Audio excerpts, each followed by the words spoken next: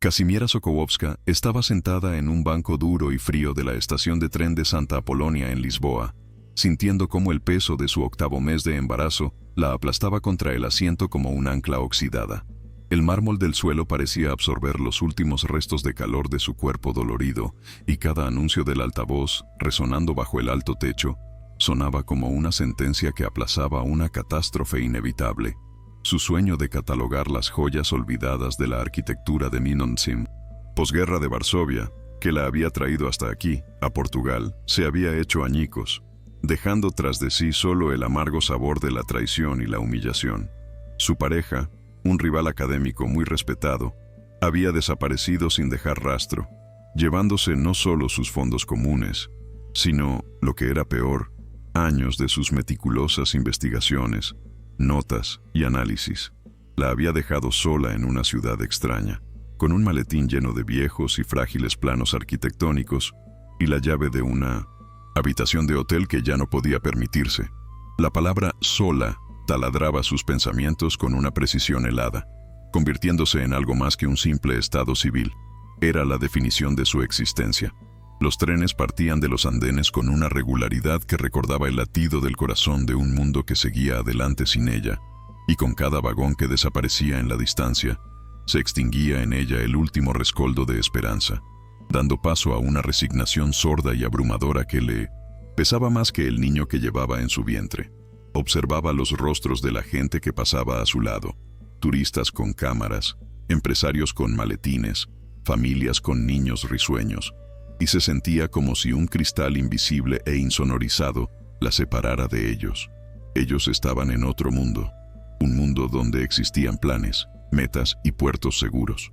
Su mundo se había reducido a ese único banco, al peso en su vientre y al maletín que apretaba en sus manos con tal fuerza como si fuera el último fragmento de su identidad. Fue entonces, en su momento de más profunda duda, cuando el nervioso repiqueteo de unos caros zapatos de cuero rompió el silencio a su alrededor. El sonido se detuvo justo a su lado, seguido de un instante de suspensión, como si alguien estuviera evaluando la situación con una calma imperturbable. Y entonces oyó una voz, grave, controlada, vibrando con un poder apenas disimulado, acostumbrada a dar órdenes que transformaban instantáneamente el caos en orden. Nadie la moleste. Ella viene conmigo. Esas palabras, pronunciadas en un inglés impecable con un ligero y melodioso acento, no eran una petición ni una pregunta, eran un decreto. Kazimiera levantó la cabeza lentamente, parpadeando como si despertara de un largo y doloroso sueño. Sobre ella estaba el jeque Nizar al-Jamil, un magnate omaní cuyo rostro conocía de las portadas de las revistas financieras. Su familia era famosa por construir ciudades futuristas en el desierto, pero él mismo había ganado reconocimiento internacional gracias a su pasión por salvar el patrimonio cultural. Estaba en Lisboa para supervisar la renovación de un barrio histórico, y ahora sus ojos oscuros y penetrantes se posaron en ella. Vio en ella algo más que una mujer en apuros. Percibió una dignidad que se negaba a ser quebrantada, un orgullo que ardía en su mirada a pesar de las lágrimas secas en sus mejillas. En su actitud no había lástima, ese sentimiento humillante que tanto temía. Había, en cambio, respeto y una silenciosa determinación, nacida del inesperado recuerdo de su propia abuela, una europea que décadas atrás luchó por encontrar su lugar en un mundo desértico y extraño, chocando contra el muro de la tradición y la desconfianza. Lo que le ofreció en ese momento no fue una limosna, fue un acto de honor, un gesto destinado a restaurar el equilibrio en un mundo que tan brutalmente se lo había arrebatado. Nizar no la llevó a un apartamento anónimo y vacío que pudiera servir de refugio temporal.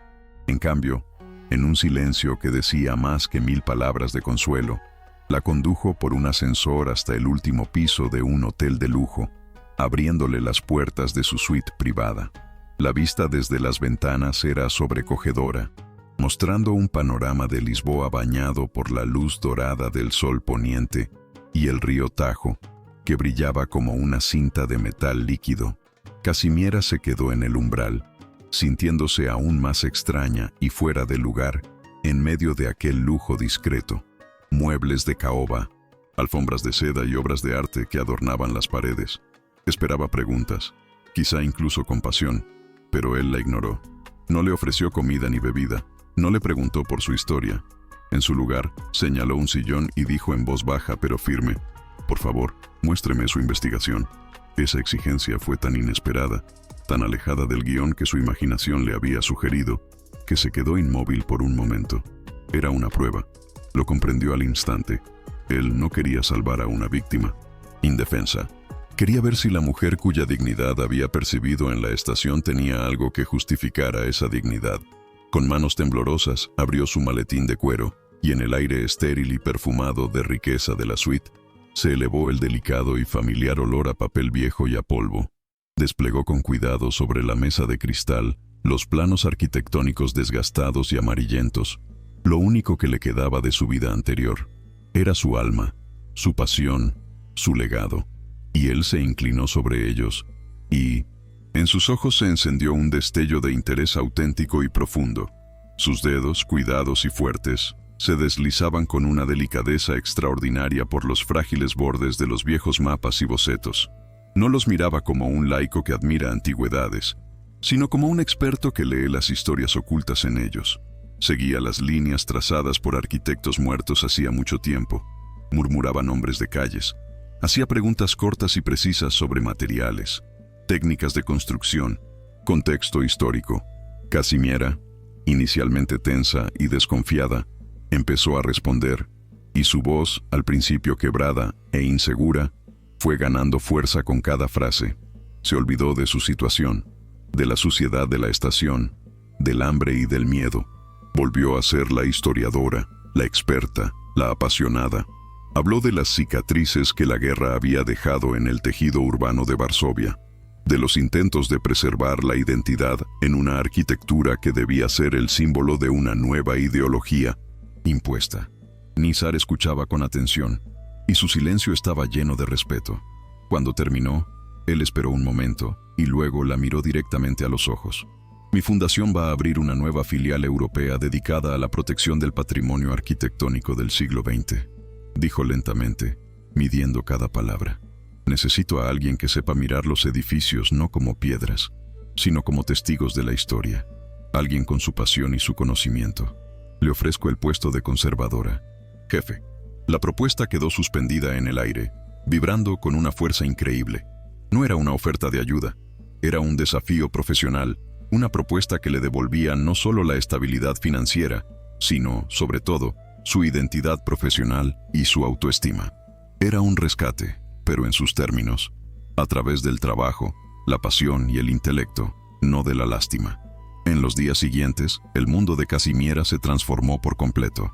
El frío del banco de la estación fue reemplazado por la suavidad de una cama de hotel y la incertidumbre del mañana por un programa de reuniones y análisis cuidadosamente planificado.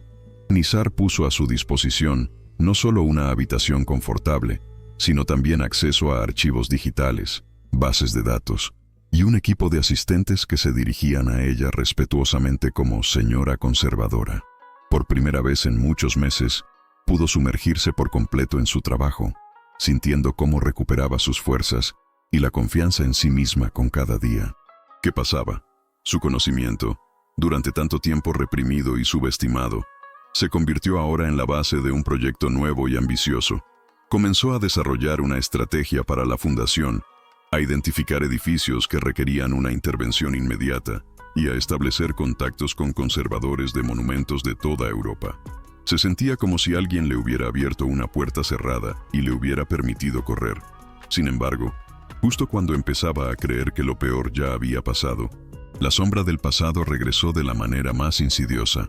Lars, su expareja, al enterarse de su nuevo puesto, inició una brutal campaña de difamación en Internet. En foros académicos, portales del sector y redes sociales, comenzaron a aparecer artículos y publicaciones que la pintaban como una oportunista sin escrúpulos. La presentaba como una mujer que había utilizado su embarazo para seducir a un jeque rico y calificaba su investigación de plagio y fraude científico. Cada palabra era como un golpe directo a su renaciente dignidad.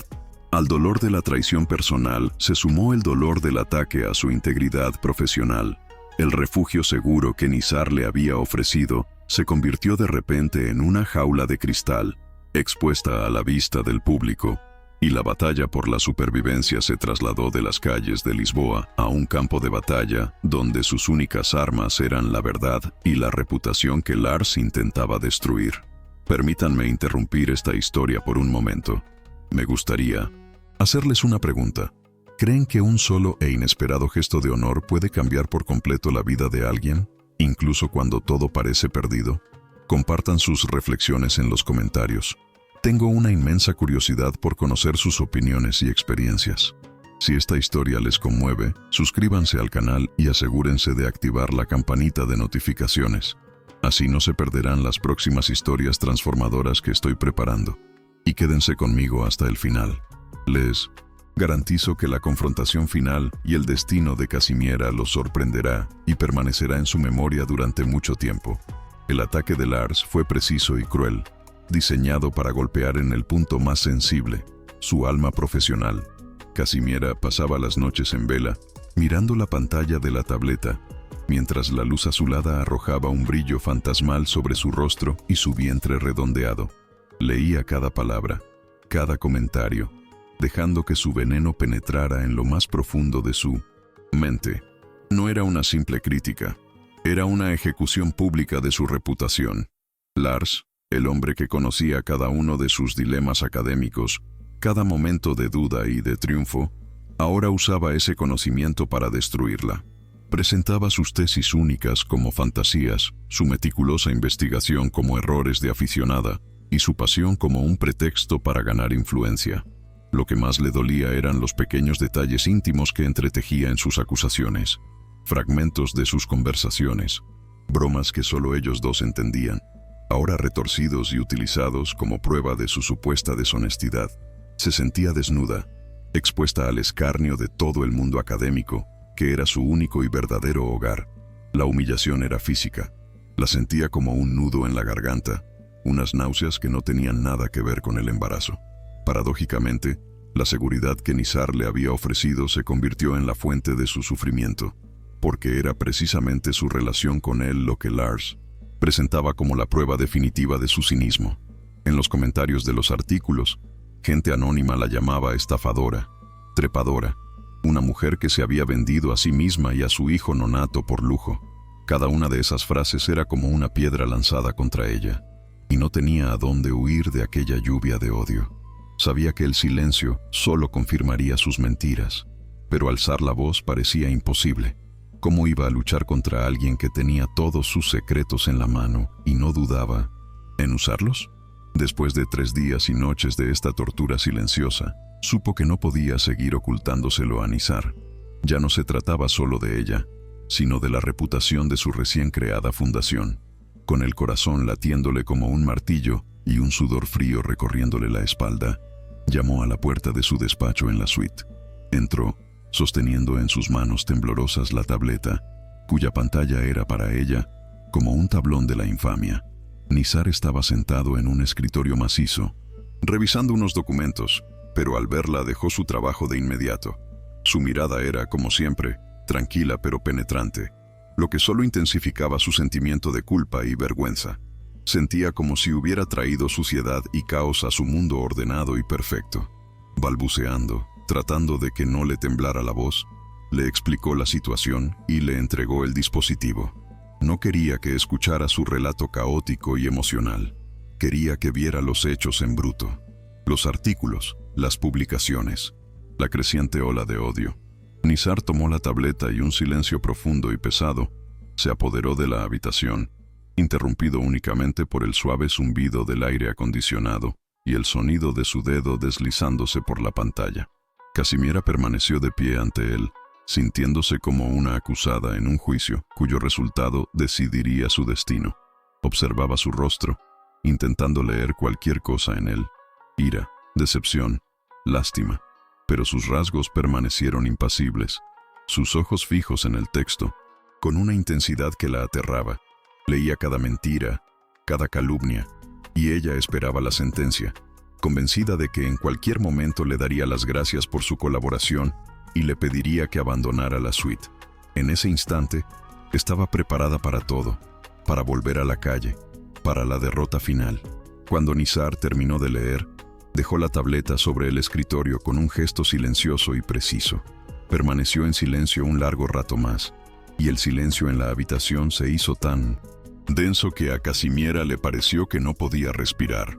Finalmente, levantó la vista hacia ella, y en sus ojos no había ni la sombra de la condena que esperaba.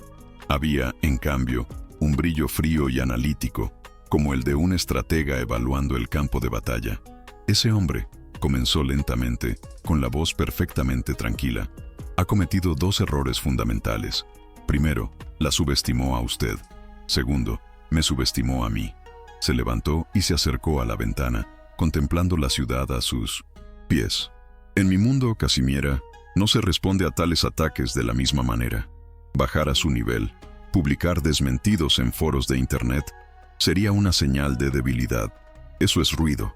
Ruido hecho por un hombre que ha perdido e intenta arrastrarla con él al barro. A ese ruido no se responde con ruido, se responde con poder. Se volvió hacia ella, y en su postura había una fuerza que nunca antes había visto. No nos defenderemos, atacaremos, pero lo haremos en nuestros términos. Organizaremos una conferencia internacional en Lisboa dedicada a la arquitectura y la memoria histórica.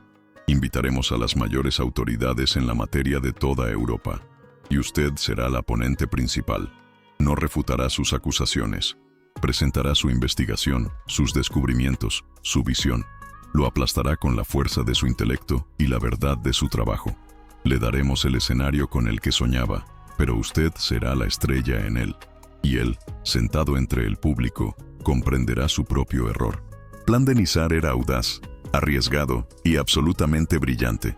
Puso en marcha una maquinaria que Casimiera nunca habría podido activar por sí sola. En solo unas horas, su equipo, compuesto por los mejores especialistas en relaciones públicas, logística y organización de eventos, comenzó a actuar con una eficacia implacable. Se reservó un prestigioso centro de conferencias en el casco histórico de Lisboa.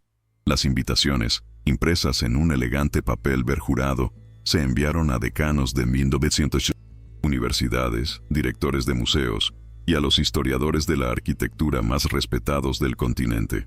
El tema de la conferencia, la arquitectura como testigo, salvar la memoria, construir el futuro, era lo suficientemente amplio como para atraer a un gran número de expertos, pero al mismo tiempo se ajustaba perfectamente a la especialización de Casimiera.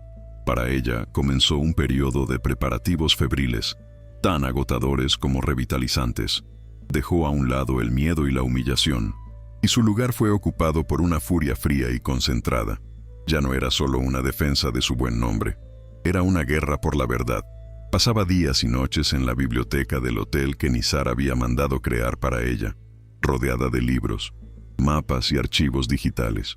Perfeccionaba su presentación, puliendo cada diapositiva, cada frase, cada argumento.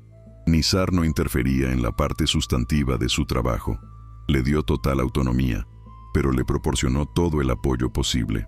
Su gente verificaba los datos, preparaba los gráficos y traducía los materiales a varios idiomas. Casimiera sentía cómo crecía en ella una nueva fuerza. La lucha que libraba ya no era la batalla solitaria de una mujer desesperada. Era una operación meticulosamente planeada en la que ella era el arma más importante. El peso de su vientre le recordaba constantemente que no solo luchaba por su pasado, sino también por el futuro de su hijo, por un mundo en el que la verdad y el honor importan. El día antes de la conferencia, Lisboa ya bullía con la vida del mundo académico. Historiadores de Oxford, la Sorbona, Berlín y Roma llegaron a la ciudad, atraídos por el prestigio de la Fundación Al-Jamil y la promesa de un debate del más alto nivel. Paradójicamente, la campaña de Lars en Internet, en lugar de perjudicar, no hizo más que avivar el interés. Todo el mundo susurraba sobre la historiadora polaca y las controversias en torno a su investigación, lo que convirtió su intervención en el punto culminante no oficial del programa. Casimiera sentía sobre sí el peso de todas esas expectativas. El miedo, que había reprimido durante tanto tiempo, regresó con el doble de fuerza. Pasó todo el día en su habitación, repasando la presentación por centésima vez, hasta que cada palabra, Cada fecha, cada fotografía, se convirtió en parte de ella. Por la noche, mientras estaba de pie junto a la ventana, mirando las luces de la ciudad reflejadas en las aguas del Tajo, Nizar entró en la habitación. No trajo palabras de consuelo barato. En su lugar se paró a su lado y por un momento observó en silencio la misma vista. En Omán tenemos un dicho, dijo finalmente en voz baja. El desierto no teme al viento, porque sabe que el viento solo revela su verdadero rostro, desplazando la arena efímera. La miró, y en sus ojos había una certeza inquebrantable. Mañana, usted es el viento. Muéstrele su verdadero rostro. Esas palabras le dieron más fuerza que cualquier garantía de victoria. De repente, sintió la patada del bebé, fuerte y clara, como si le recordara la vida que crecía en su interior y por la que luchaba. Se dio cuenta de que el día de mañana no sería el final, sería el principio de todo lo que estaba por venir. Comprendió que ya no era una víctima esperando ser rescatada, sino una fuerza de la naturaleza, lista para enfrentarse a la tormenta. La sala de conferencias estaba abarrotada, y el murmullo que la llenaba se fue calmando lentamente, transformándose en un silencio denso y expectante. Para Casimiera, de pie tras el escenario, cada susurro del público sonaba como una acusación, y los cientos de pares de ojos que aún no veía parecían estar ya juzgándola. Sentía sobre sí el peso no solo de su cuerpo, sino de todo su futuro. Cuando el presentador pronunció su nombre y un leve murmullo recorrió la sala, respiró hondo y salió al escenario. Las luces cegadoras de los focos hicieron que por un momento no viera nada más que una masa oscura y sin forma. Caminó hacia el atril, y cada paso sobre el escenario de madera resonaba en el silencio sepulcral. Su corazón latía con tanta fuerza que temió que el sonido se transmitiera por el micrófono. Cuando sus ojos se acostumbraron a la luz, comenzó a escudriñar los rostros de las primeras filas, y entonces lo vio. Lars estaba sentado en la tercera fila, con los brazos cruzados sobre el pecho y una sonrisa apenas perceptible y condescendiente en el rostro. Sus miradas se encontraron por una fracción de segundo, y en ese breve instante se libró toda una batalla silenciosa. En sus ojos vio la confianza de un depredador convencido de su victoria. Él no había venido a escuchar. Había venido a presenciar su caída, a regodearse en su humillación pública. Esa visión, en lugar de paralizarla, desató en ella una inesperada oleada de furia fría. Ya no era solo el miedo por su propia carrera, era una necesidad de justicia. Llegó al atril, apoyó las manos temblorosas en los bordes, sintiendo la madera, fría y lisa bajo sus dedos. Ajustó el micrófono, y el ligero chasquido que salió de los altavoces hizo que toda la sala contuviera la respiración. Se plantó ante ellos. Una mujer en avanzado estado de gestación, sola, acusada de fraude. Todos esperaban una defensa nerviosa y caótica, quizás incluso lágrimas. Pero Casimiera no empezó disculpándose, ni siquiera mencionó el nombre de Lars. En su lugar, en la enorme pantalla detrás de ella, apareció una foto en blanco y negro de la Varsovia en 1901. Ruinas de 1945. Un mar de escombros del que solo sobresalían los muñones de los edificios calcinados. La memoria es como una ciudad, comenzó, y su voz, aunque baja al principio, era clara y sin temblor. Se puede destruir, arrasar hasta los cimientos, pero los cimientos permanecen, los cimientos y el espíritu. Mi trabajo no consiste en catalogar ladrillos y argamasa, consiste en desenterrar el espíritu de la ciudad inscrito en sus cicatrices arquitectónicas. Hablaba con una pasión contagiosa. Relataba historias de patios ocultos, de detalles de fachadas que habían sobrevivido, de intentos de colar formas de antes de la guerra en la estética impuesta del realismo socialista. Sus palabras pintaban imágenes ante los oyentes, devolvían a la vida a arquitectos muertos hacía mucho tiempo que, en su trabajo, habían librado una resistencia silenciosa contra el intento de borrar la historia. El público, que había acudido en busca de sensacionalismo, se olvidaba de los rumores a cada minuto. ¿Qué pasaba? Ya no escuchaban a una mujer acusada, sino a una historiadora brillante que los llevaba a un viaje a las profundidades del alma de una ciudad. Casimiera dejó de ver rostros individuales. Veía ante sí una comunidad de mentes a la que podía confiar su historia. Su voz ganaba fuerza y seguridad, y sus gestos se volvían cada vez más fluidos. No se estaba defendiendo, estaba enseñando, y en ese papel era invencible. Sintió como el miedo daba paso a un sentido de misión. La presentación era una fortaleza de pruebas minuciosamente construida. Cada tesis que Lars había ridiculizado públicamente como su fantasía estaba respaldada por una serie de documentos irrefutables. Casimiera mostraba en la pantalla fragmentos de los planos que supuestamente había robado, pero junto a ellos proyectaba sus propias notas de años atrás, fotos de archivos a los que solo ella había accedido, fragmentos de diarios de constructores que ella misma había encontrado y traducido. Comparaba detalles arquitectónicos de diferentes edificios, creando una red de conexiones e influencias que nadie antes que ella había percibido. Ya no era solo una defensa, era una revolución en la percepción de la arquitectura de posguerra de Varsovia. Señalaba sutiles referencias a villas modernistas en los diseños de monumentales edificios públicos, demostrando que incluso en la época más profunda del estalinismo, los arquitectos polacos supieron dialogar con un pasado prohibido. En los rostros de las mayores autoridades de la sala se podía ver primero asombro, luego admiración. Empezaron a tomar notas, a intercambiar comentarios entre ellos, y el murmullo que recorría la sala de vez en cuando ya no era el susurro de los chismes, sino una expresión de agitación científica. Casimiera, como una directora de orquesta, guiaba a su público a través del laberinto de la historia, y su puntero láser era como una batuta que señalaba cada nuevo descubrimiento. Sentía cómo recuperaba el control, cómo la narrativa que Lars le había robado volvía a su lugar. No necesitaba hablar de sus mentiras. Su trabajo las desenmascaraba por sí solo, con cada minuto que pasaba, con cada nueva diapositiva. A medida que se acercaba el final, supo que había llegado el momento del golpe de gracia. Sin embargo, debía ser asestado con la precisión de un cirujano, no con la brutalidad de un verdugo. Como saben, dijo con calma, y en su voz no había ni rastro de triunfo.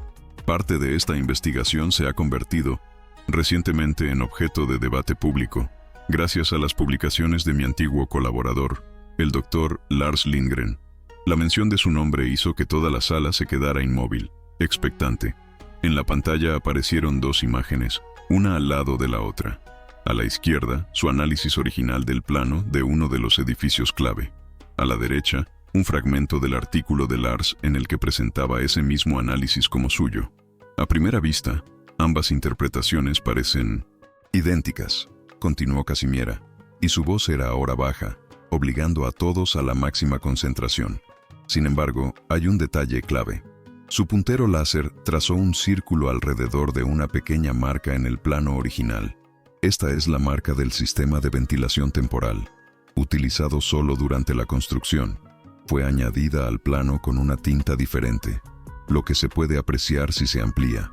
En mi análisis, la omití por ser un elemento irrelevante para la estructura final. El Dr. Lindgren, al no tener acceso al original y trabajar únicamente con una copia imprecisa, interpretó estas líneas como una parte integral de la estructura de carga del edificio, un error que puede parecer menor, pero que descalifica por completo todo su análisis estático.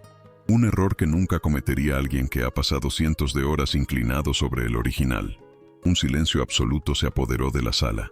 Era el final. No necesitaba añadir nada más. No lo había desenmascarado como un ladrón, sino como un ignorante. Había golpeado el punto más sensible de todo científico, su competencia. Miró hacia Lars. Su rostro estaba pálido. La sonrisa condescendiente había desaparecido sin dejar rastro, y en sus ojos se dibujaba un terror puro y desnudo. Había sido derrotado.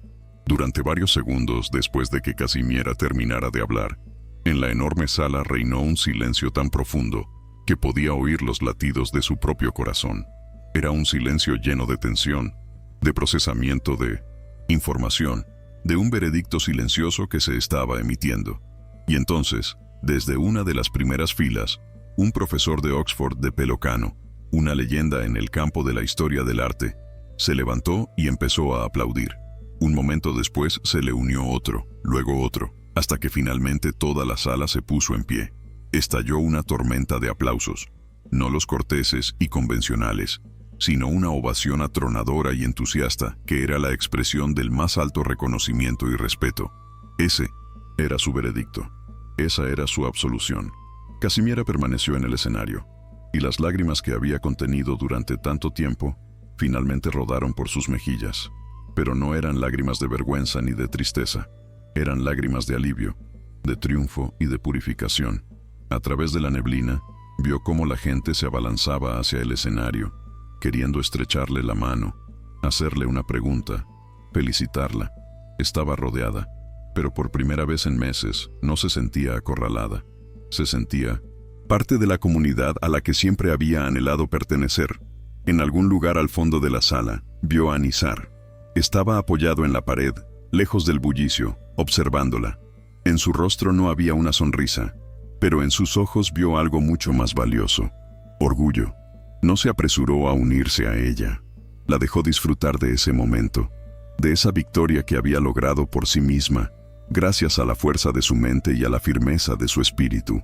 En ese instante, bajo el resplandor de los focos y escuchando los aplausos, Kazimiera Sokołowska recuperó todo lo que le habían arrebatado, y aún más. Había encontrado su voz.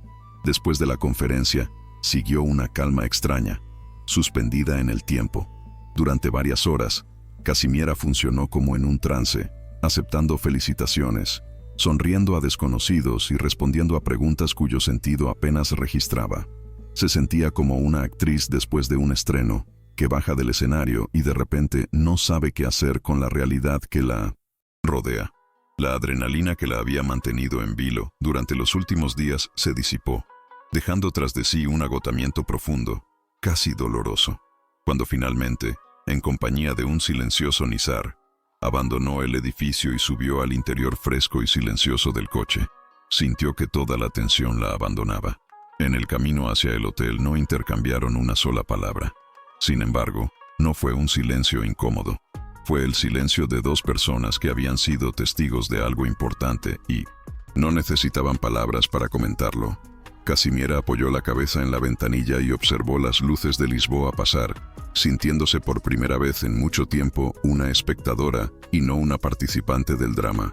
El triunfo que había experimentado era indiscutible, pero su sabor era diferente de lo que había esperado.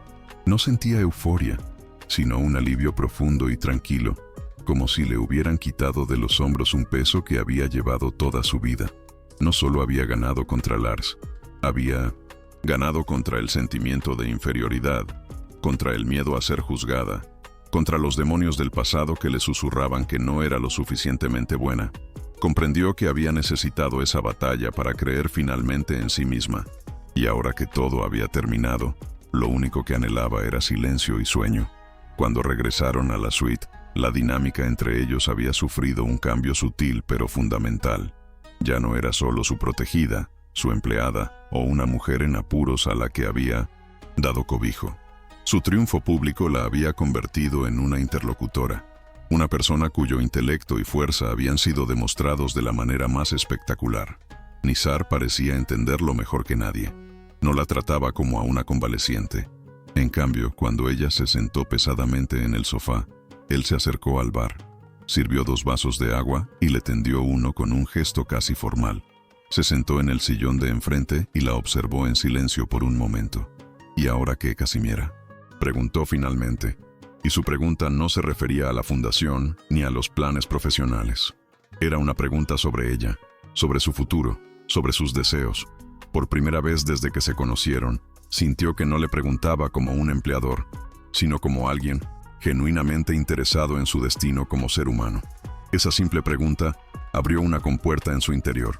Empezó a hablar, lenta y cuidadosamente, no sobre arquitectura, sino sobre sus miedos, sobre la soledad, sobre el niño que pronto nacería en un país extranjero.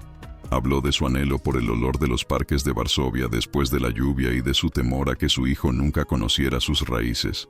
Nizar la escuchó sin interrumpir, y su atención fue como un bálsamo para su alma herida. En su mirada no había lástima, solo una profunda comprensión humana.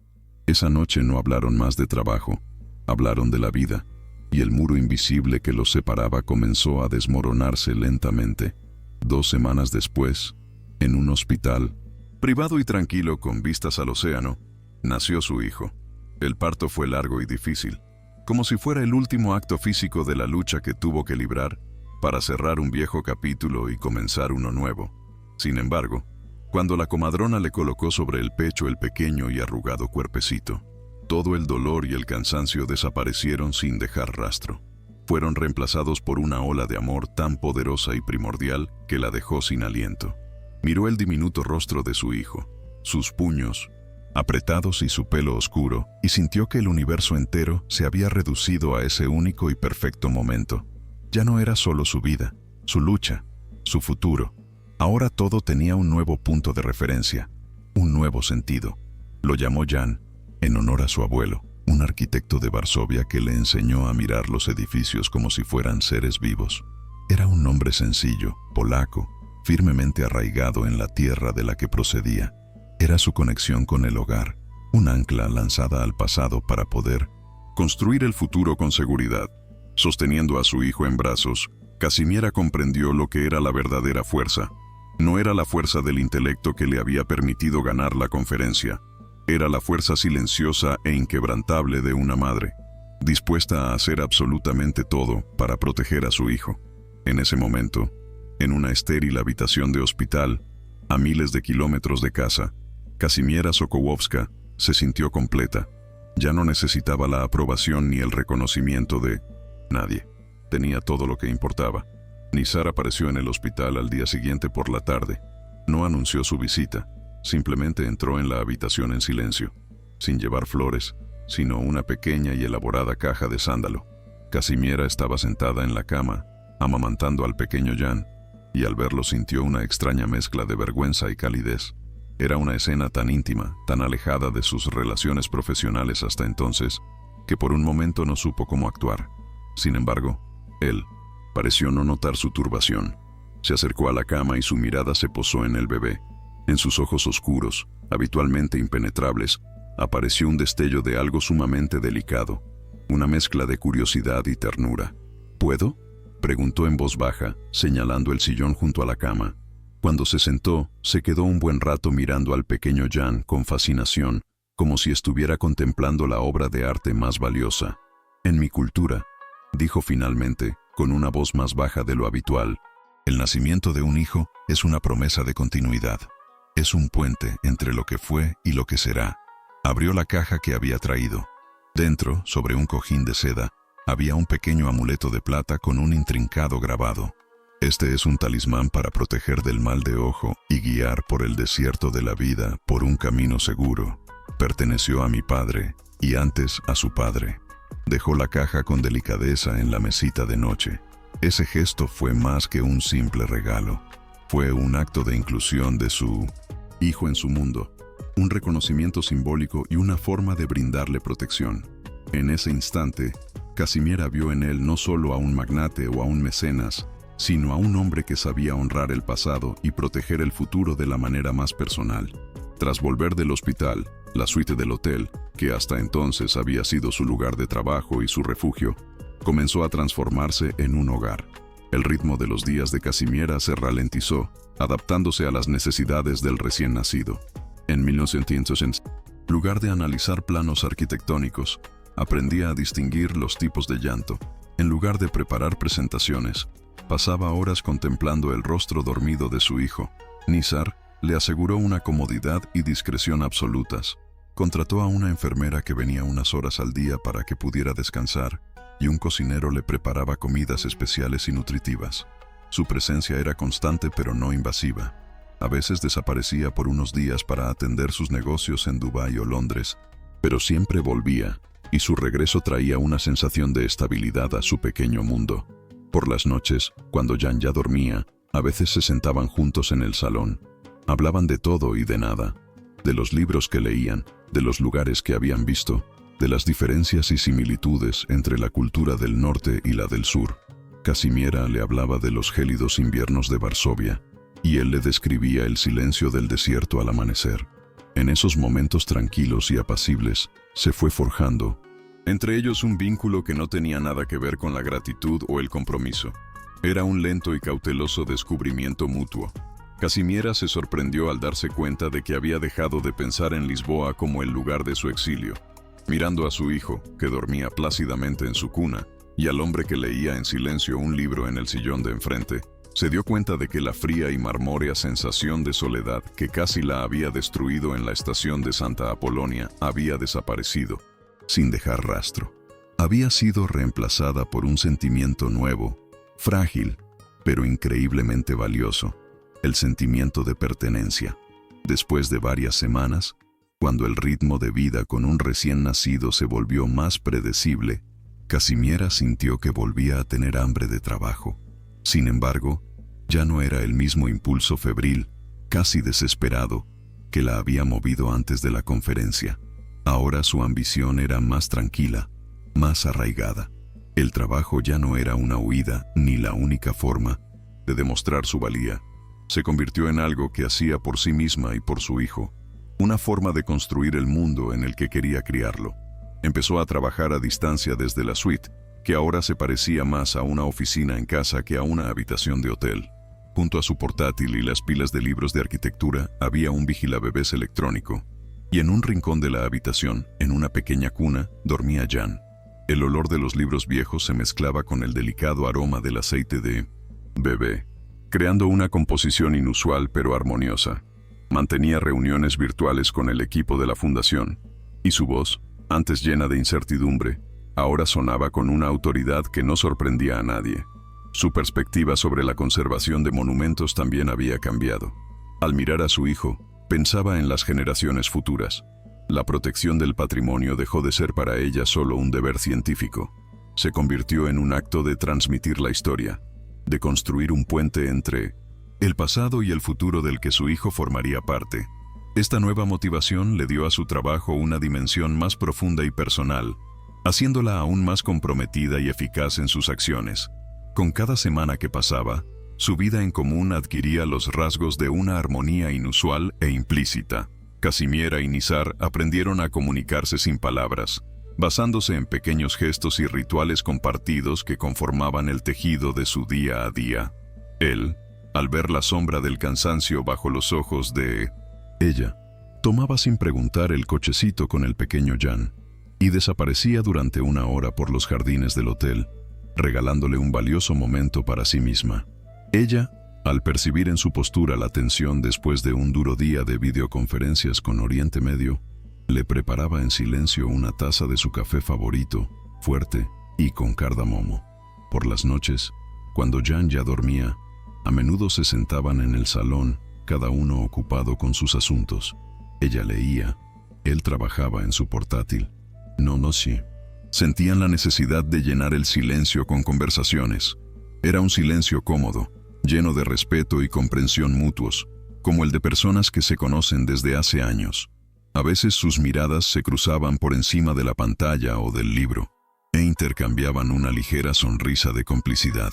En esos momentos, Casimiera sentía que entre ellos se estaba construyendo un vínculo mucho más profundo que la relación entre empleador y empleada, o incluso que la de amigos.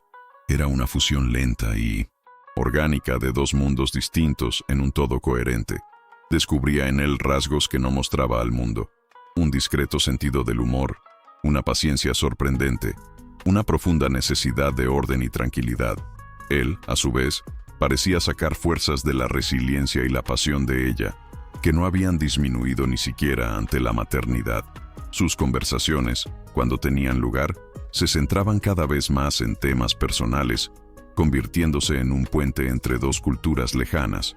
Casimiera, añorando Polonia, le hablaba de su infancia en un barrio gris y de hormigón en Varsovia, del sabor de las primeras fresas del verano, de las largas tardes de invierno pasadas entre libros y de un peculiar y amargo sentido del humor que había permitido a su nación sobrevivir a las más duras tormentas históricas.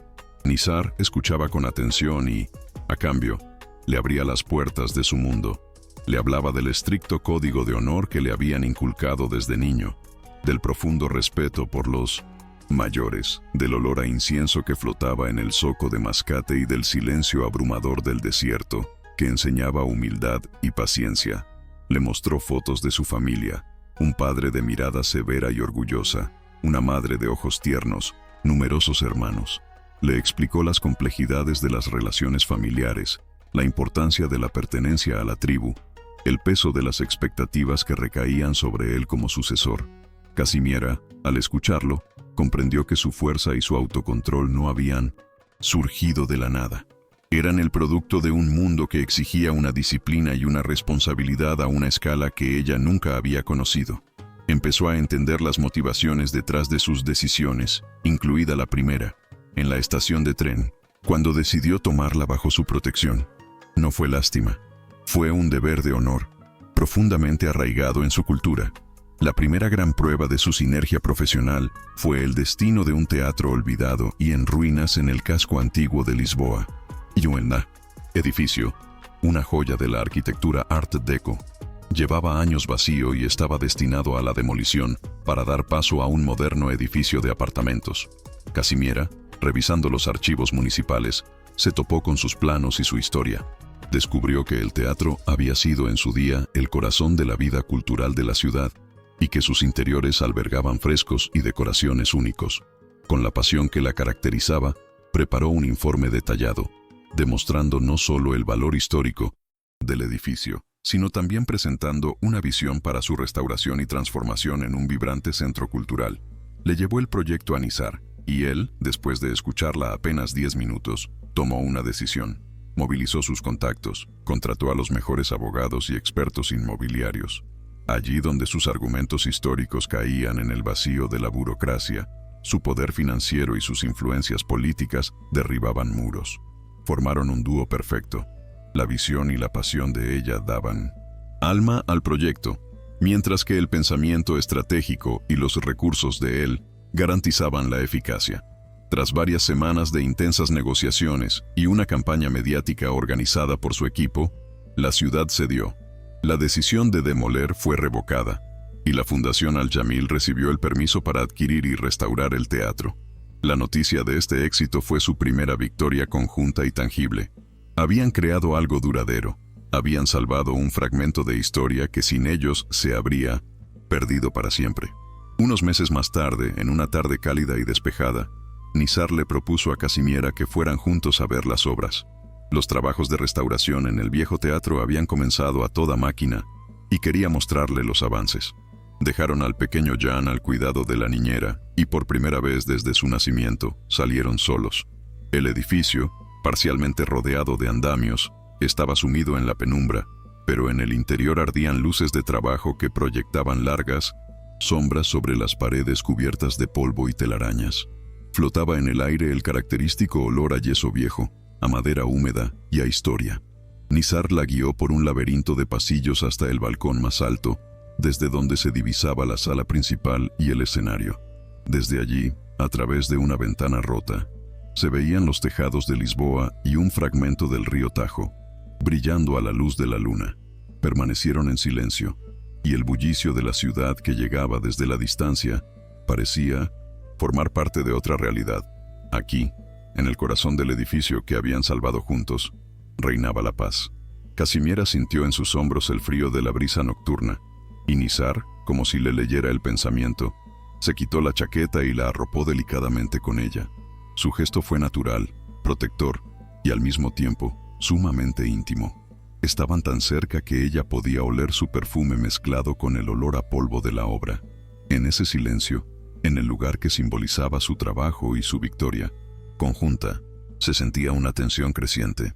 Ya no era la tensión del miedo o la incertidumbre, era la tensión de dos personas que habían recorrido un largo camino juntas y ahora se encontraban en el umbral de algo nuevo, algo que aún no sabían nombrar. Nizar se apartó de la vista del río y la miró. En sus ojos, habitualmente tan controlados e impenetrables, Casimiera vio algo nuevo, una sombra de emoción tan profunda y cruda que por un momento le faltó el aliento. Parecía sopesar cada palabra, antes de dejarla salir de sus labios. Cuando te conocí, Casimiera, comenzó en voz baja, y su voz vibró en el silencio de la noche. Eras una guardiana del pasado, alguien que de las ruinas y el olvido podía extraer historias que otros habían condenado a muerte. Toda mi vida se ha basado en lo contrario, en construir el futuro, en levantar estructuras de acero y cristal, destinadas a definir lo que está por venir. Dio un paso hacia ella, y el pequeño espacio que los separaba adquirió de repente una enorme importancia. Al mirarte, comprendí que un futuro sin respeto por el pasado es arrogante y vacío, y un pasado sin esperanza en el futuro es solo un recuerdo muerto. Tú me enseñaste a honrar lo que fue. Me enseñaste a mirar los edificios no como objetos, sino como hogares para las almas y los sueños humanos. Su mano levantó suavemente la barbilla de ella, obligándola a mirarlo directamente a los ojos. Mi vida ha consistido en construir el futuro, repitió, y en su voz había ahora una nueva y extraordinaria nota de ternura. Pero tú me enseñaste a honrar el pasado. Construyamos un futuro que honre nuestras dos historias. No era una pregunta lanzada bajo el impulso del momento. Era la propuesta de un cimiento, la propuesta de un proyecto conjunto, mucho más grande e importante que cualquier edificio. Casimiera sintió que las lágrimas asomaban a sus ojos, pero esta vez no las dejó correr. Lo miró a los ojos, viendo en ellos el reflejo de todo el camino que habían recorrido. Desde el frío banco de la estación, pasando por la sala de conferencias, hasta este polvoriento balcón. Su propuesta no era un arrebato romántico, sino la consecuencia lógica de todo lo que habían construido juntos. Habían construido confianza donde había traición, respeto donde había lástima, colaboración donde había dependencia. Él no le pedía la mano para rescatarla, le pedía que creara junto a él, y fue precisamente esa conciencia la que le dio la fuerza para responder. Sí, susurró, y su voz fue apenas audible pero firme. Y luego añadió más alto, como si quisiera que la oyeran los viejos muros del teatro y toda la ciudad a sus pies. Sí, acepto. Su sí no fue una simple aceptación de una propuesta de matrimonio. Fue una asunción consciente de una responsabilidad compartida, una declaración de fe en un futuro que hasta hacía un momento parecía imposible. Fue la colocación de la primera piedra de una nueva dinastía, que no se basaría en la sangre o la tierra, sino en una comunidad de valores, honor, coraje y un amor que nació contra todo pronóstico. Cuando su mano encontró la de él, sintió no solo el calor de su piel, sino también la fuerza de su destino unido. Permanecieron así un buen rato, y la fría chaqueta sobre sus hombros se convirtió en un símbolo de la protección que se ofrecían mutuamente. Ella protegía el corazón de él del vacío del futuro, y él la protegía a ella del frío del pasado. El regreso al hotel fue surrealista. Entraron en la suite que, durante los últimos meses, había sido todo su mundo, pero que ahora parecía solo una parada temporal en un viaje mucho más largo. Todo estaba en su sitio: los juguetes de Jan esparcidos por la alfombra, los libros de Casimiera en la mesita, el portátil de Nizar en el escritorio. Pero una fuerza invisible había cambiado la geometría de ese lugar. Ya no eran dos personas que compartían un espacio por necesidad y comodidad. Se habían convertido en una familia en el sentido más fundamental de la palabra. La niñera de Jan, al verlos entrar juntos, sonrió discretamente, como si percibiera el cambio en el ambiente. Cuando Casimiera se acercó a la cuna y miró a su hijo dormido, sintió una nueva ola de responsabilidad, tan grande que resultaba abrumadora. El futuro de su hijo ya no era solo asunto suyo. Ahora estaba entrelazado con los destinos de una poderosa familia omaní, con tradiciones que no conocía y expectativas que aún no comprendía. Nizar, como si le leyera el pensamiento, se acercó y se paró a su lado, posando una mano en su hombro. Y luego, sin dejar de mirar a su hijo, sacó el teléfono y marcó un número. Un momento después empezó a hablar en árabe, y su voz, aunque baja, tenía el peso de un comunicado oficial. Casimiera no entendía las palabras, pero entendía el tono. Era una conversación en la que informaba a su familia, a su mundo, de una decisión que los cambiaría a todos para siempre. Oía en su voz orgullo y determinación. Cuando terminó, la miró y dijo en inglés: «Mi padre quiere hablar contigo, darte la bienvenida a la familia». El día siguiente transcurrió construyendo puentes sobre un abismo cultural y geográfico. La conversación con el padre de Nizar, mantenida por teléfono con la ayuda de un intérprete, fue para Casimiera una experiencia extraordinaria. La voz del viejo jeque era severa y autoritaria, pero en sus palabras, cuidadosamente elegidas y llenas de formalismos, percibió no solo aceptación, sino también respeto por la mujer que su hijo había elegido. Le preguntó por su trabajo, por su familia, por su salud, y sus preguntas, aunque oficiales, revelaban la preocupación de un patriarca por el futuro de su linaje. Casimiera respondió con dignidad y sinceridad, sintiendo que era su primer y más importante examen. Lo aprobó. Mucho más difícil resultó comunicar la noticia en Polonia. No tenía familia cercana, solo una tía lejana en Cracovia y un puñado de amigos de la universidad con los que había perdido el contacto hacía tiempo. Llamó a su mejor amiga, Ana, que trabajaba en la Universidad de Varsovia. Cuando, después de un largo preámbulo, finalmente confesó que se había comprometido con un magnate omaní y vivía en Lisboa con su hijo recién nacido, al otro lado de la línea se hizo un largo silencio. Y luego, una carcajada. Ana estaba convencida de que era una broma, producto del exceso de trabajo y el estrés. Solo cuando Casimiera le envió una foto de ella, Jani Nizar, la incredulidad se convirtió en conmoción y luego en una avalancha de preguntas. El contraste entre las dos conversaciones, una llena de seriedad y tradición, la otra de incredulidad y caos, le hizo a Casimiera tomar conciencia de la magnitud del desafío al que se enfrentaban. No se trataba solo de que dos personas se enamoraran, se trataba de unir dos mundos que parecían no tener ningún punto en común. Como era de esperar, su decisión privada no pudo permanecer privada por mucho tiempo.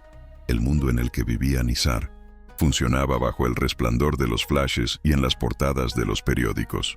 2 días después de su compromiso, el equipo de relaciones públicas de la fundación emitió un comunicado oficial. Fue una obra maestra de la diplomacia. Breve, elegante y sumamente conciso. Informaba del compromiso del jeque Nizar al-Jamil con Kazimiera Sokołowska, una respetada historiadora de la arquitectura polaca y conservadora jefe de la filial europea de la Fundación Al-Jamil. Al comunicado se adjuntaba una única foto, cuidadosamente seleccionada, tomada unas semanas antes durante la inauguración de una exposición. En ella aparecían uno al lado del otro, profesionales, sonrientes, irradiando calma y confianza. La reacción de los medios fue inmediata y explosiva. En pocas horas, la historia dio la vuelta al mundo. Los portales financieros analizaban el posible impacto de este matrimonio en los negocios de los Al-Jamil. Las revistas del corazón creaban narrativas de cuento de hadas sobre la Cenicienta y el Príncipe. Los periódicos serios recordaban la historia de la conferencia, presentando a Casimiera como una científica brillante de carácter inquebrantable. De la noche a la mañana, se convirtió en una de las mujeres más observadas del mundo. Sentada con Nizar en la suite, revisando los titulares de Nueva York, Londres y Tokio, se sentía como si estuviera leyendo sobre otra persona. Sus vivencias turbulentas, dolorosas e íntimas habían sido simplificadas y procesadas en un relato mediático sobre el que no tenía ningún control. Nizar, al ver su expresión, le puso una mano sobre la suya. «Es solo ruido, Casimiera», dijo en voz baja, usando la misma palabra que una vez. «La verdadera historia está aquí. La escribimos nosotros». Después de que la tormenta mediática amainara un poco, convirtiéndose en un murmullo constante y silencioso en el fondo de sus vidas, comenzó la fase mucho más difícil y complicada: la planificación.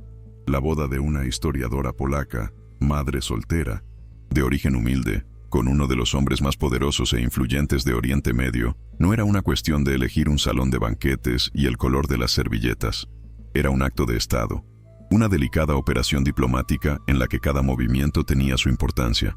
Desde Omán llegó a Lisboa una delegación compuesta por el tío de Nizar, su jefe de protocolo y un asesor legal. Su tarea era discutir los detalles de la ceremonia y el contrato matrimonial. Casimiera esperaba ser tratada como un añadido hermoso, pero silencioso, en estos arreglos. Para su sorpresa, Nizar la situó desde el principio en el papel de socia igualitaria. La sentó a su lado en la gran mesa de conferencias y declaró a su familia que ninguna decisión se tomaría sin su pleno consentimiento. Para ella fue un momento de prueba. En lugar de aceptar dócilmente las propuestas de una gran ceremonia tradicional en Mascate, que la convertiría en un adorno exótico, Casimiera, con una fuerza y una calma que la sorprendieron a sí misma, presentó su propia visión. Explicó que antes de formar parte de su mundo, necesitaba cerrar simbólicamente el suyo. Propuso una pequeña ceremonia civil en Polonia, en Varsovia, en un lugar que simbolizara su amor por la historia y el patrimonio. No era un capricho, era una declaración de su identidad. Para sorpresa de todos, y especialmente de su familia, Nizar apoyó su propuesta sin dudarlo, explicando que el honor de su futura esposa era su honor, y que el pasado de 1900 ella era el fundamento de su futuro en común. Sin embargo, antes de que pudiera celebrarse ninguna boda, había una condición que no era negociable. Kazimiera debía conocer a su familia y su país. El viaje a Omán fue para ella como un viaje a otro planeta. Cuando bajó del jet privado en el aeropuerto de Mascate, la golpeó una ráfaga de aire seco y caliente, que traía consigo una exótica mezcla de olores: sal marina, especias desconocidas y el penetrante y dulce aroma del incienso, conocido como oud. La luz aquí era diferente, más intensa, y la blancura de los edificios deslumbraba, contrastando con la majestuosidad austera y violácea de las montañas que rodeaban la ciudad. Su residencia, rodeada por un alto muro y exuberantes jardines irrigados, no era un palacio ostentoso de oro, como se lo había imaginado de forma estereotipada. Era un oasis de lujo discreto y refinado, donde la arquitectura moderna se combinaba armoniosamente con los diseños tradicionales omaníes. Reinaba una atmósfera de calma formal, y cada gesto y palabra parecían tener su lugar preciso y definido. El servicio se movía en silencio, y los miembros de la familia la saludaban con un respeto cortés pero reservado. Kazimiera sentía sobre sí docenas de miradas que evaluaban no su apariencia ni su vestimenta, sino su actitud, su serenidad, su dignidad. Se dio cuenta con toda su fuerza de que estaba entrando en un mundo de tradiciones milenarias, un mundo cuyas reglas tendría que aprender si quería sobrevivir en él y construir un hogar para ella y su hijo. El encuentro más importante tuvo lugar al tercer día de su estancia. Fue invitada a una audiencia con la madre de Nizar, Laya Aisha, una mujer cuyo poder silencioso en la familia era absoluto. La reunión no se celebró en un gran salón, sino en una pequeña y sombreada habitación que daba a un patio interior con una fuente, impregnado del aroma del jazmín. La madre de Nizar era una mujer menuda de ojos extraordinariamente hermosos e inteligentes, vestida con un traje tradicional ricamente bordado. No hablaba inglés, y la conversación se llevó a cabo a través de la hermana menor de Nizar, que actuaba como intérprete. Laya Aisha no preguntó sobre política ni trabajo. Preguntó por Jan, por su salud, por si dormía bien. Preguntó por los padres de Kazimiera, por sus abuelos, por las historias que recordaba de su infancia. Sus preguntas eran sencillas, pero sumamente perspicaces. No examinaba su estatus, sino sus raíces, su apego a la familia, su capacidad de amar y de sacrificarse. Kazimiera, sintiendo el peso de la conversación, respondió con sinceridad y sin fingimiento. Habló de la fortaleza de su madre, de la pasión de su abuelo, del amor por la historia que era su único legado. En un momento dado, mientras contaba lo importante que era que Jan conociera algún día las canciones de cuna polacas, Laya Aisha levantó una mano, interrumpiendo a la intérprete. Miró a Kazimiera, y en sus ojos oscuros apareció por primera vez la sombra de una cálida sonrisa. Dijo una frase en árabe, y la hermana de Nizar la tradujo en un susurro. Un niño que conoce las canciones de dos naciones tendrá un alma 2 veces más fuerte. Era la aceptación. La prueba más importante había sido superada. Durante esa visita, Kazimiera descubrió algo más: su nueva vocación. Nizar, al ver con qué fascinación y pericia observaba la antigua arquitectura de Mascate, la llevó una tarde de viaje fuera de la ciudad. Se adentraron en el país, a pueblos de adobe abandonados al pie de las montañas, donde el tiempo se había detenido hacía cientos de años. Le mostró antiguas fortalezas que se desmoronaban bajo el sol y el viento, y sistemas de irrigación que eran una maravilla de la ingeniería antigua. Estamos modernizando el país a un ritmo vertiginoso, dijo, y en su voz se percibía una nota de amargura. Construimos autopistas, rascacielos, aeropuertos, pero cada año perdemos irremediablemente una parte de nuestra alma. Nos falta gente que sepa combinar el respeto por este patrimonio con los métodos modernos de conservación. Kazimiera caminaba entre las ruinas, tocando las paredes agrietadas, analizando las técnicas de construcción. y en su mente nacía un plan nuevo y extraordinario. Comprendió que sus conocimientos, adquiridos mientras estudiaba las cicatrices de Varsovia, podrían aplicarse aquí, en el corazón de la península arábiga. El problema era el mismo: cómo salvar la memoria frente al progreso inevitable. Entonces, de pie en las murallas de una antigua fortaleza y mirando el desierto infinito, sintió por primera vez que Omán no era solo el país de su futuro esposo. También podía ser su lugar, su trabajo, su misión. No iba a ser solo la esposa al lado de un hombre poderoso. Se convertiría en socia de su obra más importante: construir un futuro que no olvida sus raíces. Tras regresar a Lisboa, enriquecidos por las nuevas experiencias y el entendimiento mutuo, tomaron la decisión final sobre la boda. Fue un compromiso que, en realidad, era mucho más. Era un manifiesto de su camino en común. Decidieron que habría 2 ceremonias, cada una con la misma importancia, cada una un homenaje al mundo del que procedían. La primera tendría lugar en Varsovia. Sería una ceremonia civil modesta en un palacete restaurado en el Parque Łasienki, un lugar que Kazimiera adoraba por su historia y elegancia. Solo estarían invitados los más cercanos: su amiga Ana con su marido, algunos profesores de la universidad y, por supuesto, el pequeño Jan. Sería su momento, su homenaje a Polonia, su despedida simbólica de la vida que dejaba atrás.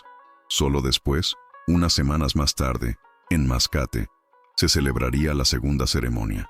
Sería una gran boda tradicional, según la costumbre omaní, a la que asistiría toda la familia Al-Jamil, amigos y socios de negocios de todo el mundo. Esto, a su vez, sería un homenaje a la tradición de él, a su familia y a sus obligaciones. Esta decisión, tomada de mutuo acuerdo, sin presiones ni disputas, fue para Kazimiera la prueba definitiva de que Nizar la trataba con absoluto respeto. No le pedía que abandonara su identidad y se convirtiera en otra persona. Le pedía que aportara su identidad a su vida en común, creando una nueva cualidad, una nueva tradición que les pertenecería solo a ellos. El regreso a Varsovia después de casi un año de ausencia fue para Kazimiera una experiencia profundamente conmovedora y surrealista. No llegó como se había ido, sola, en avanzado estado de gestación y con el corazón lleno de miedo. Regresó a bordo de un avión privado, al lado de su prometido, sosteniendo en brazos a su hijo. Cuando desembarcó en el aeropuerto y sintió en su rostro el aire fresco y húmedo del otoño incipiente, y en su nariz el olor familiar del asfalto mojado y las hojas caídas, sintió una punzada de nostalgia tan fuerte que por un momento se mareó. Era su ciudad, su aire, su luz, pero ya no pertenecía del todo a ella. Miraba las calles, conocidas, las fachadas grises de los edificios, la gente envuelta en abrigos y bufandas, y se sentía como un fantasma que ha vuelto para visitar su vida pasada. Nizar, al verla pensativa, le tomó la mano con delicadeza. Era un invitado en su mundo, pero un observador sumamente atento. En lugar de alojarse en uno de los lujosos hoteles internacionales, alquiló para ellos un discreto apartamento en un edificio restaurado con vistas al Vístula. Quería que se sintiera como en casa, no como una turista. Durante los días previos a la ceremonia, pasearon por la ciudad. Le mostró los lugares que amaba, los rincones tranquilos de la ciudad vieja, las villas modernistas de Saska Kempa, los senderos del Parque Łasienki. Fue una peregrinación silenciosa e íntima a sus raíces, el último acto de despedida simbólica de la soledad que había nacido precisamente aquí, en el corazón de esta ciudad. El día de su boda en Varsovia fue soleado pero fresco, como si el otoño polaco quisiera mostrarse en 1900, todo su esplendor melancólico. La ceremonia tuvo lugar en el Palacio de la Isla, en el Parque Łasienki, en una pequeña sala lateral con decoraciones de estuco y ventanas que daban al parque. No había multitudes de invitados ni flashes de cámaras. Solo estaban ellos, el pequeño Jan en brazos de su niñera, la amiga de Kazimiera, Ana, con su marido, y 2 profesores mayores de la universidad, a quienes Kazimiera profesaba el mayor respeto. También estaba, discretamente en un rincón de la sala, el jefe de seguridad de Nizar, el único representante de su mundo. Kazimiera llevaba un vestido sencillo y elegante de color marfil, y sostenía en sus manos un ramo de brezo blanco. Nizar, con un traje perfectamente cortado, lucía sumamente distinguido en aquel interior histórico y europeo. Cuando el funcionario del registro civil comenzó a leer la fórmula, Casimiera sintió un nudo en la garganta. Todo aquello estaba sucediendo de verdad. Las palabras del juramento, pronunciadas en polaco, tenían un peso enorme para ella. Cuando le llegó el turno, miró a Nizar, a su rostro tranquilo y lleno de amor, y su voz, aunque temblorosa, fue firme y clara. Sí, esa única palabra, pronunciada en su lengua materna, en su amada ciudad, fue como un sello que cerraba el pasado y abría el futuro. Intercambiaron sencillos anillos de platino, y cuando el funcionario los declaró marido y mujer, en la sala resonaron los discretos aplausos de ese pequeño grupo de personas que habían sido testigos de un milagro. No hubo una gran celebración, solo las lágrimas de emoción en los ojos de Ana y el apretón de manos cálido y firme de Nizar, que decía más que cualquier palabra. Después de la ceremonia, se celebró una comida formal en un pequeño y exclusivo restaurante, escondido en una de las callejuelas de la calle Nowy Świat. El ambiente era íntimo y relajado. Los profesores, al principio algo intimidados por la presencia de Nizar, se vieron rápidamente envueltos en una fascinante conversación sobre historia y arquitectura, descubriendo en él no solo a un magnate, sino también a un hombre de gran conocimiento y pasión. Nizar, por su parte, escuchaba sus historias sobre Varsovia con genuino interés, haciendo preguntas que demostraban que realmente quería entender el alma de la ciudad de su esposa. Ana, la mejor amiga de Casimiera, después de un par de copas de vino, finalmente se atrevió a tener una conversación más personal con Nizar. Con una preocupación maternal en la voz, le pidió que cuidara de Casimiera, y él, mirándola directamente a los ojos, respondió con seriedad que ese era ahora el objetivo más importante de su vida. Casimiera observaba estas escenas con una profunda sensación de paz. Sus dos mundos, que parecían tan distantes, se habían encontrado en esa mesa y habían hallado un lenguaje común, el lenguaje del respeto, la amistad y el cuidado mutuo. Esa comida fue para ella algo más que una simple celebración de boda. Fue un acto simbólico de reconciliación de su pasado con su presente. Las personas que la conocieron como una estudiante perdida y una investigadora solitaria, ahora la veían como una esposa y madre feliz, una mujer que había encontrado su lugar en el mundo. Cuando salieron del restaurante por la noche, Casimiera echó un último vistazo a las calles iluminadas de Varsovia. Sintió gratitud, no pena. Esa ciudad le había dado la fuerza para sobrevivir, y ahora le daba su silenciosa bendición para un nuevo camino en la vida. El viaje de Varsovia a Mascate fue como cruzar una frontera invisible entre dos dimensiones.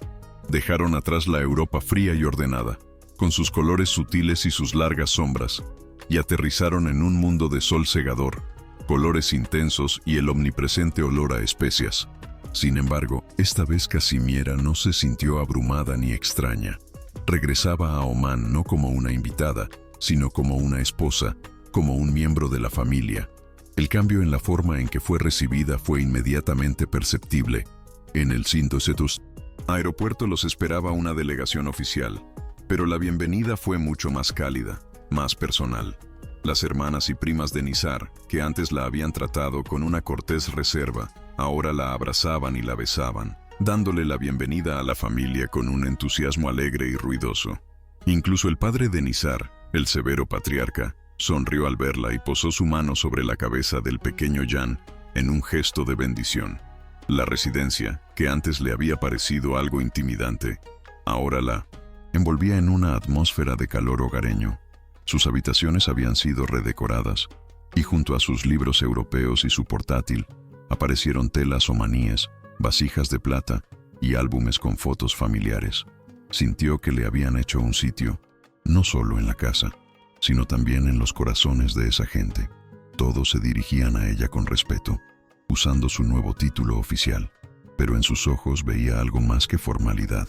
Veía una aceptación y una curiosidad genuinas. Comprendió que la ceremonia de Varsovia había sido para ella. La que iba a celebrarse aquí era para ellos, para la familia, para el clan, para toda la nación. Los preparativos para la boda omaní fueron como adentrarse en un cuento de las 1001 noches. Fue un proceso en el que Casimiera, con la ayuda de la madre y las hermanas de Nizar, fue iniciada en los arcanos de los rituales nupciales femeninos, transmitidos de generación en generación. Unos días antes de la ceremonia, tuvo lugar la Lailat al-Henna, o Noche de la Henna. Rodeada de decenas de mujeres de la familia, al son de la música y los cantos tradicionales, sus manos y pies fueron adornados con intrincados y complejos diseños de henna. Cada símbolo tenía su significado: fertilidad, felicidad, protección contra el mal. Casimiera, al principio algo cohibida, se entregó al ritual, sintiendo cómo se convertía en parte de una antigua comunidad femenina. Los días siguientes transcurrieron probándose los trajes de boda tradicionales, vestidos pesados de 1900 y seda y brocado, minuciosamente bordados con hilo de oro y plata, a los que se añadían joyas macizas de la familia. Todo esto era nuevo y fascinante para ella.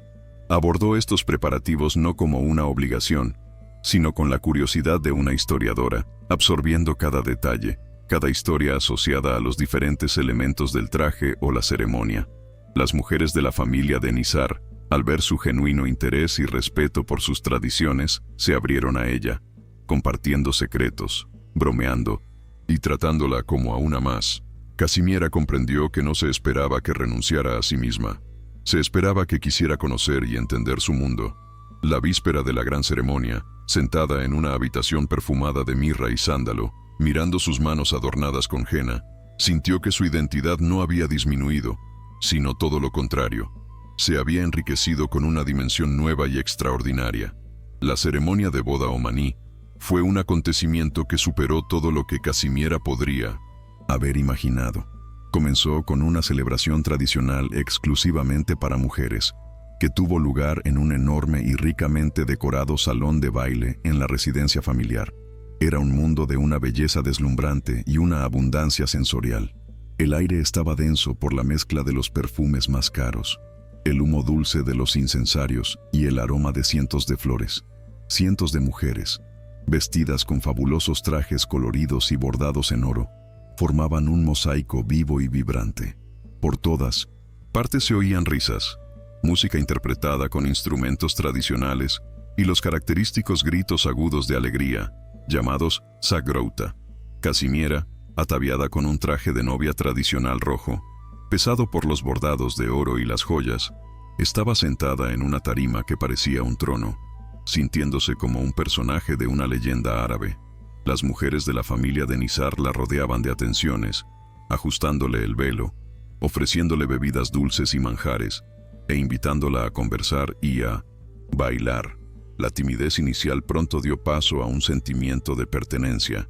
En ese espacio ruidoso, alegre y exclusivamente femenino, no era solo la esposa de un hombre poderoso, sino también una nueva hermana, prima, hija. Fue absorbida por esa comunidad con una fuerza y una calidez que disiparon los últimos restos de sus temores. Era una celebración de la feminidad, la fuerza y la continuidad del linaje, y ella, una polaca de un país lejano, fue formalmente incluida en esa cadena ininterrumpida durante siglos. El punto culminante de la noche fue la llegada del novio. A una señal, la música se hizo más fuerte y las enormes puertas talladas del salón se abrieron de par en par. En el umbral apareció Nizar, y tras él, su padre, sus hermanos y los parientes masculinos más cercanos. Parecía un soberano de los cuentos de antaño. Llevaba el traje tradicional blanco llamado Dishdasha, ceñido por un cinturón ricamente decorado del que colgaba una daga ceremonial de plata. El cinto sentas Kanjar. Sobre su cabeza descansaba un turbante bordado minuciosamente atado, el musar. Cuando entró, un breve silencio se apoderó de la sala y todos los ojos se volvieron hacia él. Sin embargo, él solo la miraba a ella. Sus miradas se encontraron por encima de las cabezas de la multitud, y en sus ojos, Casimiera vio una mezcla de orgullo, admiración y una ternura tan grande que sintió que le faltaba el aliento. Se acercó a ella lentamente, con solemnidad, y cuando se paró frente a ella, le tomó las manos y la ayudó a levantarse. En ese momento, de pie uno al lado del otro bajo el resplandor de las luces, él de blanco simbolizando la fuerza masculina, y ella de rojo simbolizando la fertilidad y la felicidad, se convirtieron en un símbolo público de su unión. El padre de Nizar se acercó a ellos y posó sus manos sobre las de ellos unidas, pronunciando unas silenciosas palabras de bendición. A continuación, lo hicieron otros ancianos del clan. Fue un acto de enorme peso simbólico, el sello final e irrevocable de su matrimonio a los ojos de su pueblo, su cultura y su Dios. Tras la ceremonia formal, los invitados se trasladaron al exterior, donde en los vastos terrenos de la residencia, bajo un cielo estrellado del desierto, comenzó la fiesta de bodas. Fue un evento de una escala que Casimiera nunca había visto. Se levantaron enormes pabellones de seda, iluminados por miles de farolillos y antorchas. Sobre alfombras persas, se dispusieron mesas bajas, que se doblaban bajo el peso de innumerables platos. En el aire flotaba el olor a cordero asado, azafrán y cardamomo. Tocaban grupos de música, bailarines ejecutaban danzas tradicionales con espadas, y cientos de invitados, dignatarios, empresarios, miembros de familias reales de países vecinos, celebraban con ellos. Casimiera y Nizar estaban sentados en una tarima especialmente preparada, recibiendo felicitaciones y buenos deseos. Para ella fue una experiencia casi esotérica. Se sentía a la vez en el centro del universo y como si lo estuviera observando todo desde fuera. Miraba todos esos rostros, escuchaba conversaciones en decenas de idiomas y por primera vez comprendió plenamente la enorme responsabilidad que había recaído sobre ella. No se había casado solo con un hombre, se había casado con una dinastía, con un poder, con un mundo de reglas complejas y enormes expectativas. Por un momento sintió una oleada de miedo, pero entonces Nizar, como si adivinara sus pensamientos, le apretó suavemente la mano por debajo de la mesa. Lo miró y en su sonrisa encontró la fuerza. Estaban juntos en esto. No era solo su mundo, ahora era su mundo. En medio de esa ruidosa y grandiosa celebración, mientras la atención de los invitados se centraba en las actuaciones artísticas, Nizar se inclinó hacia ella y le susurró: «Ven conmigo un momento». Se levantó y, llevándola de la mano, la sacó del círculo de los pabellones iluminados hacia la fría y silenciosa oscuridad de la noche del desierto. Se alejaron lo suficiente como para que el bullicio de la boda se convirtiera en un eco lejano y ahogado. Se detuvo en un lugar donde la única luz era la de las estrellas, suspendidas en el cielo negro aterciopelado, tan densas y tan cercanas que parecía que se podían tocar. El silencio era casi absoluto. «Todo aquello», dijo en voz baja, señalando con la cabeza hacia las luces, «es para ellos, para las familias, para la tradición, para el mundo, pero esto es para nosotros». Metió la mano en el bolsillo y sacó un pequeño estuche plano. Lo abrió. Dentro, sobre terciopelo negro, había una brújula antigua y sencilla con una carcasa de latón. «Perteneció a mi abuela», dijo, «aquella de la que te hablé. Cuando llegó a Omán, se sentía perdida. Mi abuelo le dio esta brújula y le dijo que, sin importar dónde estuviera, la aguja siempre le indicaría el norte, su hogar, pero también añadió que encontraría su verdadero hogar allí donde su corazón encontrara la paz.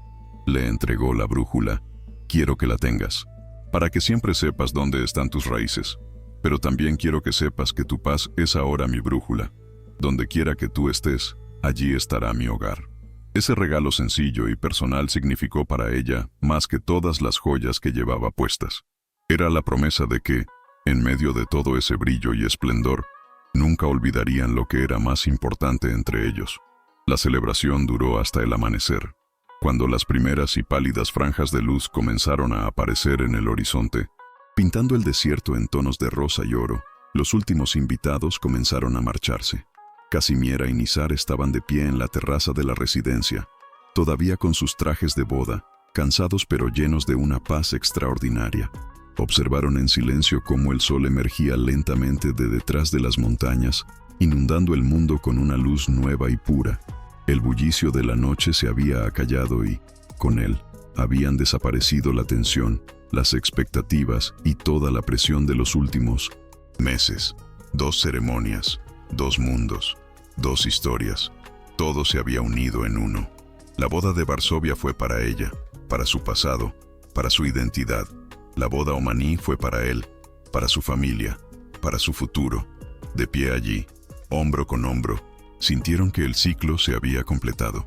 Ya no eran una polaca y un omaní tratando de construir un puente sobre un abismo.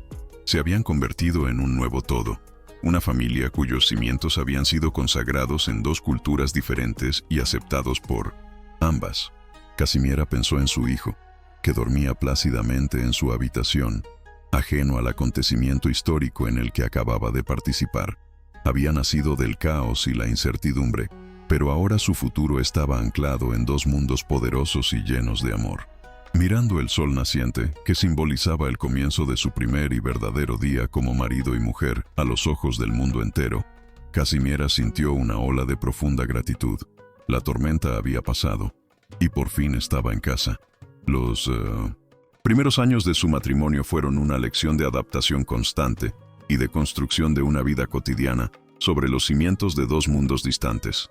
Dividían su tiempo entre Omán, donde se encontraba el corazón del imperio al-Yamil, y donde Jan daba sus primeros pasos sobre suaves alfombras persas, y Lisboa, que seguía siendo su base europea y el centro de operaciones de la fundación. Casimiera, con una gracia e inteligencia extraordinarias, encontró su lugar en el complicado mundo de la sociedad omaní. Aprendió los fundamentos del árabe, lo que le granjeó el afecto de los ancianos del clan, y su dignidad natural y falta de pretensiones hicieron que se ganara rápidamente el respeto de las mujeres de la familia. Sin embargo, no se convirtió en una esposa sumisa y oriental.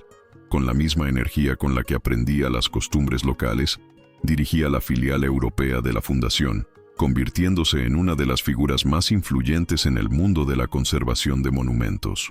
Nizar, por su parte, la acompañaba con orgullo en sus viajes por Europa, escuchando sus conferencias en las universidades y observando cómo defendía con pasión y autoridad el patrimonio cultural del continente. Su vida era un movimiento incesante, un cruce constante de fronteras, pero fue precisamente en ese movimiento donde encontraron su armonía. Su hijo, Jan, creció escuchando canciones de cuna en dos idiomas, comiendo requesón polaco para el desayuno y dátiles omaníes para la comida. Se convirtió en el símbolo vivo de su amor, un puente que unió la fría Europa del norte con el cálido corazón de la península arábiga. Su trabajo conjunto en la fundación se convirtió en la expresión más poderosa de su asociación. El teatro restaurado en Lisboa fue un éxito espectacular, convirtiéndose en uno de los centros culturales más importantes de la ciudad y en un ejemplo modélico de revitalización exitosa. Pero para Casimiera, eso era solo el principio. Durante sus estancias en Omán, observaba con creciente inquietud cómo los invaluables monumentos de su nueva patria se deterioraban en el olvido, dando paso a la moderna promoción inmobiliaria. Con la pasión y la determinación que Nizar tanto admiraba en ella, desarrolló un nuevo y ambicioso proyecto: crear dentro de la fundación una división especial dedicada a la protección del patrimonio arquitectónico de Omán. Lo presentó al consejo de la fundación, en el que se sentaban su suegro y otros ancianos del clan. Argumentó que el verdadero progreso no consiste en construir el futuro sobre las ruinas del pasado, sino en un diálogo armonioso entre lo antiguo y lo nuevo. Su visión, respaldada por un profundo conocimiento histórico y modernos métodos de conservación, causó una gran impresión en todos. El proyecto fue aprobado por unanimidad. Casimiera Sokołowska al-Jamil, la mujer que llegó a Omán como una extraña, se convirtió ahora en la guardiana de su más profunda identidad. Fue el cierre definitivo de un círculo. Su amor por la historia, que una vez la salvó del olvido, ahora salvaba del olvido al país que se había convertido en su hogar. 5 años después de su boda, durante uno de sus viajes a Lisboa, Casimiera se encontró cerca de la estación de Santa Apolonia.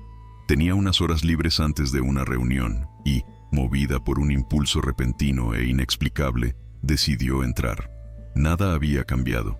El mismo suelo de mármol seguía emanando frío. Los mismos anuncios del altavoz resonaban bajo el alto techo, y los trenes seguían partiendo con la misma e indiferente regularidad. Se acercó al banco en el que se había sentado aquel fatídico día. Se sentó, sintiendo bajo sus dedos la misma madera dura y fría. Pero la mujer que ahora se sentaba en él era completamente diferente. Ya no sentía miedo, ni desesperación, ni siquiera sentía una sombra de la antigua humillación.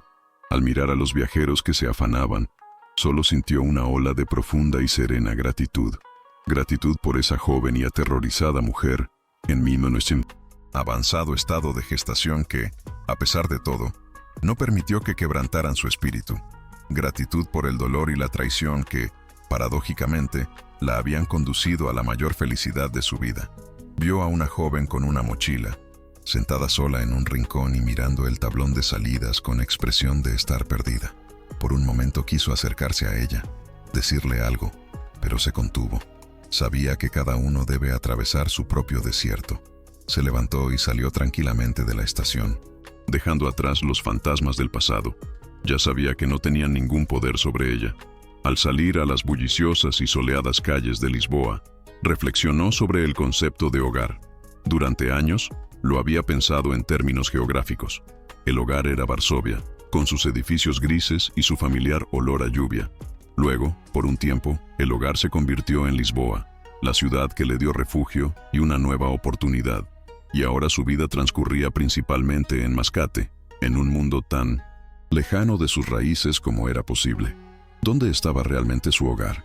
La respuesta le vino a la mente con una simplicidad y claridad que la sorprendieron. El hogar no era un lugar, era un sentimiento. El hogar estaba en la mirada tranquila y llena de confianza de Nizar cuando se sentaban juntos por la noche después de un largo día. El hogar estaba en la risa de su hijo, que pasaba fluidamente del polaco al árabe, creando su propio y único lenguaje. El hogar estaba en el objetivo común que los había unido, en la pasión por salvar una historia que era más hermosa y duradera que cualquier edificio.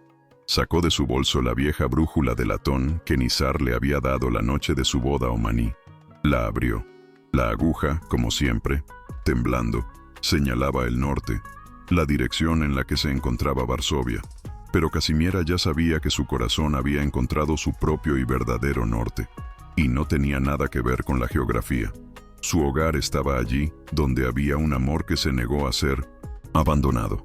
Por la noche, en la terraza de su casa en Mascate, con vistas a las tranquilas aguas del Golfo de Omán, estaban sentados los tres. Nizar le leía un cuento al pequeño Jan, y su voz grave se mezclaba con el murmullo de las olas y el canto de las cigarras. Casimiera los miraba, y en su corazón reinaba una paz tan profunda como nunca antes había conocido. Recordó las palabras que Nizar había pronunciado aquella noche en el balcón del teatro en ruinas de Lisboa, sobre construir un futuro que honre el pasado. Comprendió que eso era exactamente lo que habían hecho. Habían creado algo que parecía imposible. La unión no solo de dos personas, sino de dos mundos, dos historias, dos almas. Su vida, su familia, su trabajo en común. Todo ello se había convertido en la prueba viviente de que las estructuras más fuertes y duraderas no se construyen con acero y hormigón, sino con materiales mucho más efímeros y al mismo tiempo infinitamente más resistentes. Construyeron su dinastía sobre el cimiento del honor, que llevó a un hombre extraño a detenerse junto a una mujer destrozada en una estación de tren. Levantaron sus muros con el coraje que le permitió a ella plantarse ante el mundo entero y luchar por la verdad. Y todo ello lo unieron con amor. Un amor que nació contra toda lógica, contra toda cultura, contra toda traición, y que se negó a ser abandonado. Y así, la historia de Casimiera y Nizar llega a su fin. Una historia de honor, coraje y un amor que nació contra todo.